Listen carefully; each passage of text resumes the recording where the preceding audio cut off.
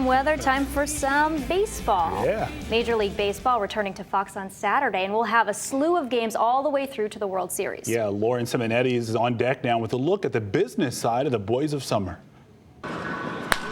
Major League Baseball is in full swing, and financially speaking, they're knocking it out of the park. The combined value of all the teams, an eye-popping $36 billion. Forbes has the average value of a Major League Baseball team at $1.2 billion. The New York Yankees are the most valuable, even beating out teams in the NFL. The New York Yankees are valued at $3.2 billion. This encapsulates everything from television, attendance, sponsorships, really the full gamut of everything. There are 30 Major League Baseball stadiums across the country with a total seating capacity of almost 1.3 million. When it comes to feeding all those fans, the hot dog is king. More than 21 million of them are expected to be sold this season. And the National Hot Dog and Sausage Council says the average price of a Frank, just over $4. The league prides itself on being a family experience that does not have to break the bank. The average price is right around $28 a ticket, but sometimes you can get tickets as low as $5. So when you compare that to the other sports, it continues to be the most affordable pro sports option in North America. MLB realizes not everyone can attend a game, so they've really put a focus on their smartphone app. It's called At Bat. So far, we've had about 7.5 million downloads, running about 14% ahead last year. We'll end up the year with 13 million downloads by the time the season's over. Jerseys, hats, and T-shirts are wildly popular among fans. License Magazine says global merchandise sales for Major League Baseball were $5.5 billion last year. And the top three teams, the Yankees, Giants, and Red Sox. And just in case you've wondered how many baseballs are used throughout the season, we asked the MLB, and they say almost 400,000. That's between 12 and 15 dozen per game. In New York, I'm Lauren Simonetti, Fox Business. The tall ships are streaming into New York Harbor as Fleet Week arrives in New York City. Fleet Week celebrates the U.S. Navy, Marines, and the U.S. Coast Guard, bringing thousands of sailors and servicemen to the Big Apple. This year's parade includes 3 Navy ships, 4 Naval Academy patrol boats, and 2 Coast Guard cutters. This is the 27th year for the event. Well, it was a big day at Six Flags New England today. The park launched the first ever hybrid roller coaster to hit the East Coast. Yeah, and our very own Dan Amaranti was one of the first to take it for a ride, and let's see if he could handle it. Oh my God!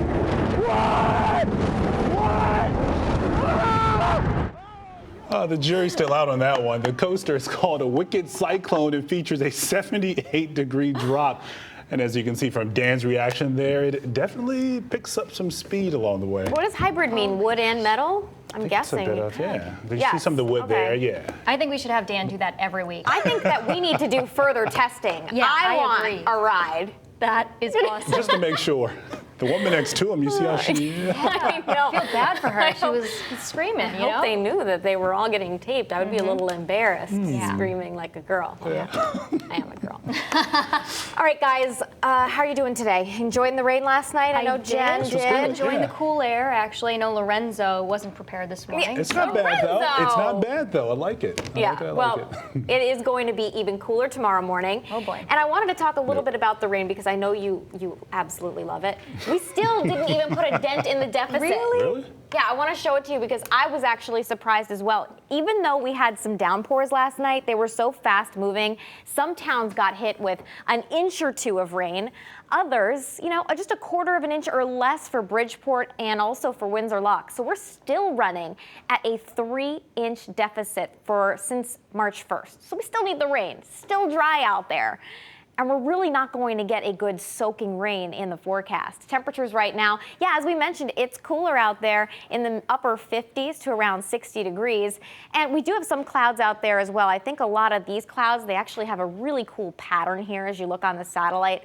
A lot of those cumulus clouds, those fluffy ones, are going to end up dissipating once the sun goes down. But these clouds heading from another system, they're high and they're thinner. Those will be streaming in as we head through the evening tonight. This this area of showers and thunderstorms is going to end up sliding south of the state. It could end up clipping us as we head into Friday morning, mainly in southeastern areas, but I think that most of us are going to stay dry. So heading through the evening tonight, it's a chilly one. We'll start the day off with some of those clouds. I think we will break for some sunshine at times. High temperatures will be on either side of the 70-degree mark.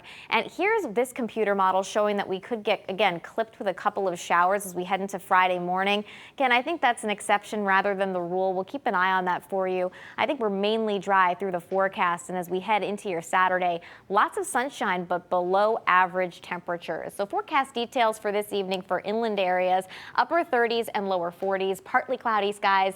Chilly temperatures. I think there's just the slightest chance for some patchy frost for our typical cool spots in outlying areas, but I think most of us are not going to see that as we head through the evening tonight. Tomorrow, upper 60s and low 70s, mixture of sun and clouds, winds out of the southeast at 10 to 20 miles per hour. Someone I know who loves roller coasters, meteorologist Matt Scott, live in New Haven. Matt, what do you think?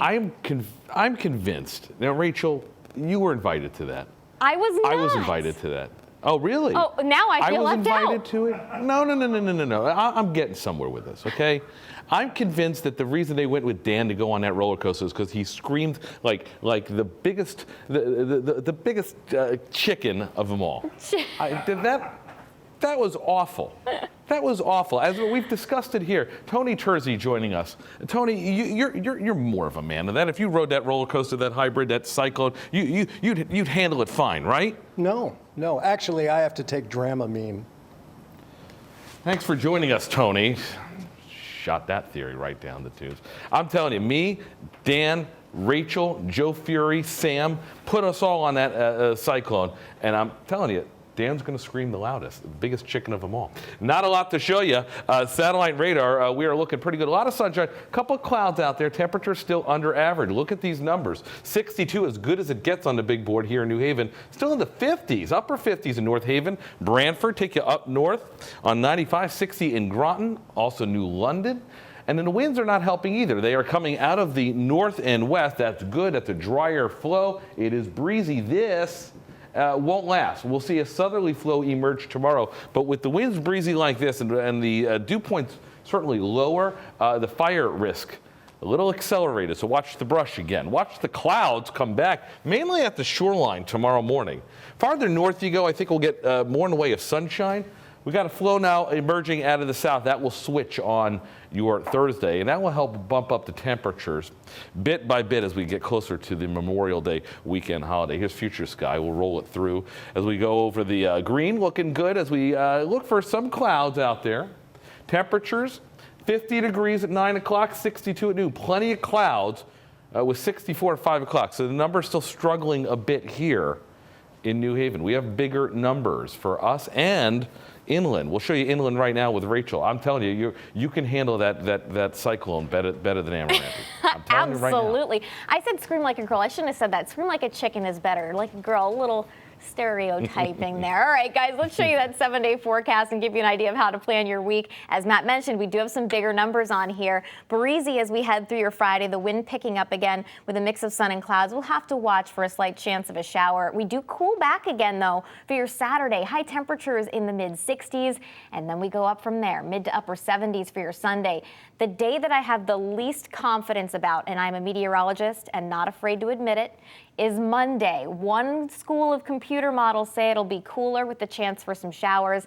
Another one around 80 degrees. I'm not wish casting here. I actually think that we will end up being dry, but it's just a day I want to keep my eye on. So if you have plans on Memorial Day, which, I mean, who doesn't? We will keep you posted on that. Showers returning as we head towards the early and middle part of next week, but feeling like summer for the unofficial start to summer. Guys, back over to you. All right, keep watching it. Thank you, Rachel.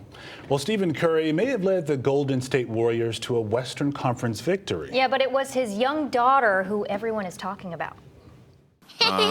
We're both supposed to, That's too loud, Daddy. I know. Hold on one second, okay? Be quiet.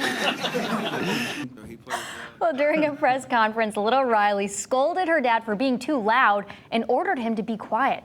She also waved to all the reporters in the room, and you can also see her yawn at one point right there, at least once. Perhaps it was a little past her bedtime. She is adorable. Beyond adorable. There's much more ahead on the Fox Connecticut News at 4. You've probably heard of barefoot running. Well, what about hiking? Coming up, you'll meet some unique men and women who are making it their passion. We'll be right back.